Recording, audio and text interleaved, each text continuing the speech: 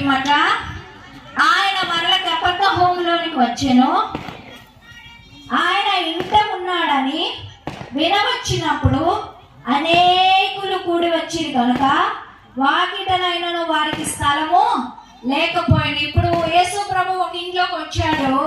ఆ ఇంట్లో యేసయ్య ఉన్నాడని తెలిసి ఎంతమంది వచ్చారు? అనేకులు వచ్చారు ఆయన దగ్గరకు. చాలా మంది వచ్చేసరికి ఆ ఇంట్లో ఏం లేదు, స్థలం లేదు. ఇక్కడ ఒక వ్యక్తి వెతుకుతున్నారు. కొంతమంది యేసయ్యను వెతికారు. ఎలా వెతికారో మీకు జాగ్రత్తగా చూపిస్తా. చాలా మంది వెతకండి వెతకండి అంటారు. ఎట్ట వెతకాలం గారు? వెతకడం అంటే అదేమైనా వస్తువు ఎక్కడైనా పడిపోతే ఎత్తుకోవడానికి. ఎలా వెతకాలి? యేసయ్య ఉన్న చోట వెతకాలి. యేసయ్య ఎక్కడ ఉంటాడు? మందిరంలో మొదట ఉంటాడు. 2 నీ హృదయంలో ఉంటాడు.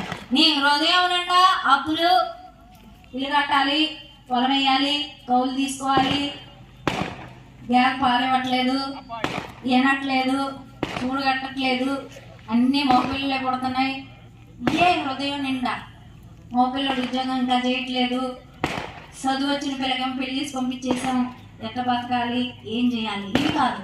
నీ హృదయంలో యేసయ్య నింపుకుంటే ఆయన నీకు ప్రత్యక్షం అవుతాడు. ఏం జరిగింది ఇక్కడ జాగ్రత్తగా గమనించండి. ఎలా వెతుకారో వాళ్ళు. ఒక ఇంటికి యేసయ్య ఒక ఇంటికి వెళ్ళాడు. ఆ కథ అంతా మీరు ఇంటికి వెళ్ళాక చదవండి. చదువుతూ ఉన్నాడు చేయొద్దండి.